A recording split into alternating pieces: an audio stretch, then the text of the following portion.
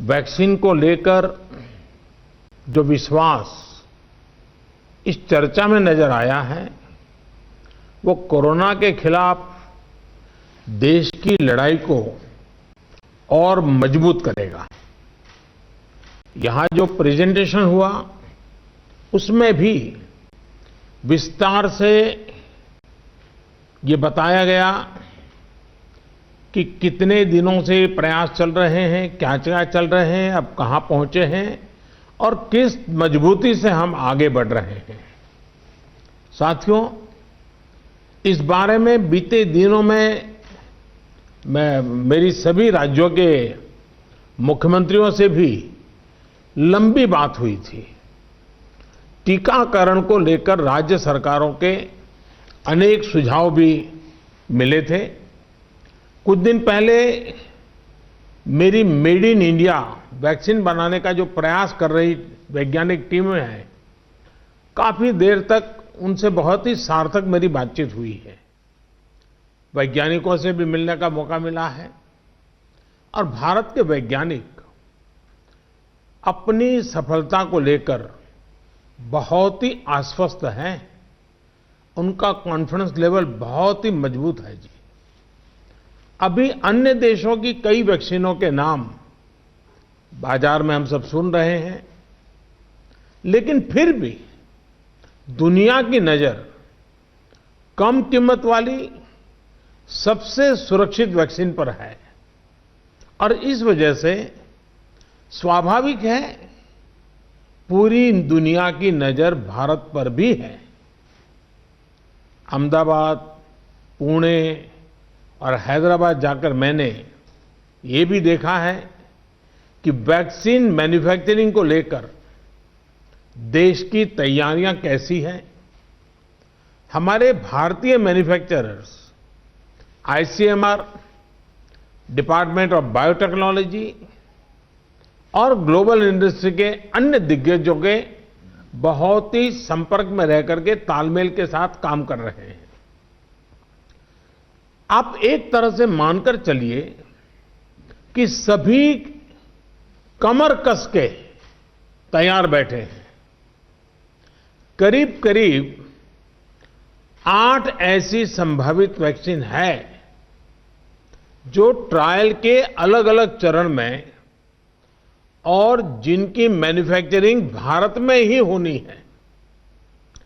जैसा यहां चर्चा में भी बात आई, भारत की अपनी 3 अलग अलग वैक्सीन का ट्रायल अलग अलग चरणों में है। एक्सपर्ट्स ये मानकर चल रहे हैं कि अब कोरोना की वैक्सीन के लिए बहुत ज्यादा इंतजार नहीं करना पड़ेगा। माना जा रहा है कि अगले कुछ हफ्तों में कोरोना की वैक्सीन तैयार हो जाएगी। जैसे ही वैज्ञानिकों की हरी झंडी मिलेगी, भारत में टीकाकरण अभियान शुरू कर दिया जाएगा।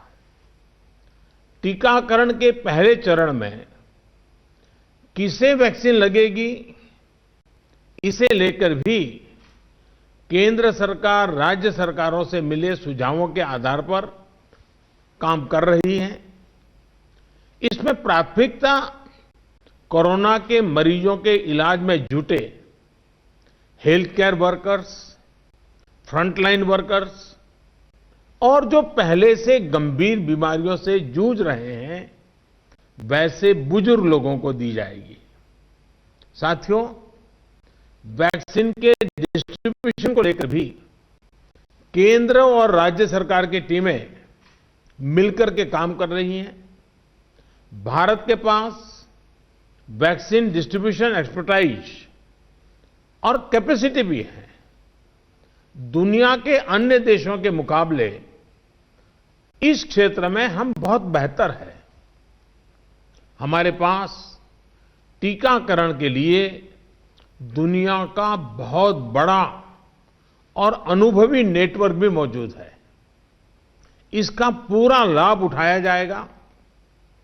जो कुछ अतिरिक्त कोल्ड चेन इक्विपमेंट, अन्य लॉजिस्टिक की जरूरत पड़ेगी, राज्य सरकारों की मदद से उसका भी आकलन हो रहा है।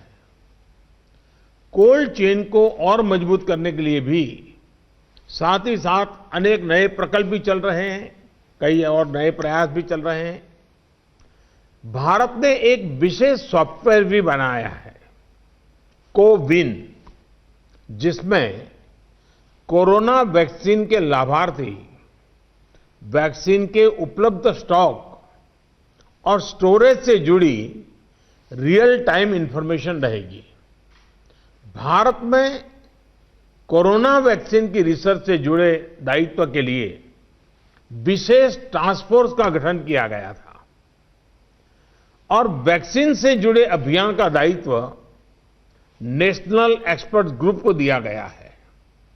इसमें टेक्निकल एक्सपर्ट्स हैं, केंद्र सरकार के संबंधित मंत्रालयों और विभागों के अधिकारी हैं, प्रत्येक जोन के हिसाब से राज्य सरकारों के भी प्रतिनिधि हैं।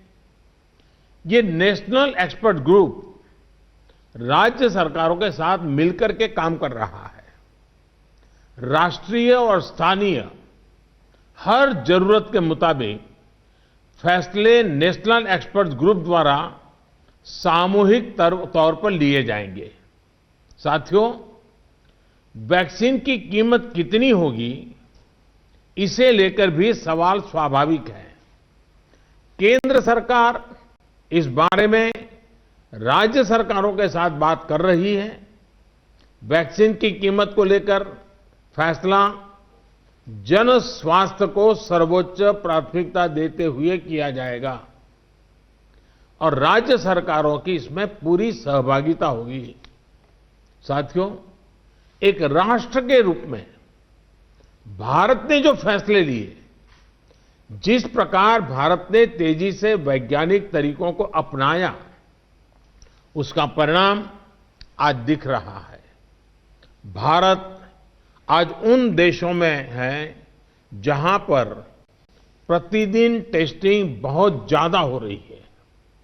भारत आज उन देशों में है जहां पर रिकवरी रेट भी बहुत ज्यादा है। भारत उन देशों में भी शामिल है जहां पर कोरोना की वजह से होने वाली मृत्यु दर इतनी कम है। भारत ने जिस तरह कोरोना के खिलाफ लड़ाई को लड़ा है, वो प्रत्येक देशवासी की अदम्य इच्छा शक्ति को दिखाता है। विकसित देशों, अच्छे मेडिकल इंफ्रास्ट्रक्चर वाले देशों की तुलना में भी भारत ने इस लड़ाई को कहीं बेहतर तरीके से लड़ा है और अपने ज्यादा से ज्यादा नागरिकों की जान बचाई है। हम भारतीयों का संयम, हम भारतीयों का साहस, हम भारतीयों का सामर्थ्य इस पूरी लड़ाई के दौरान अतुलनीय रहा है, अभूतपूर्व रहा है। हमने सिर्फ अपने ही नागरिकों की चिंता नहीं की, बल्कि हमारे देशों के नागरिकों को भी बचाने का हर प्रयास, अन्य देशों के साथ मदद करने का भी काम, हर संभव प्रयास किया गया।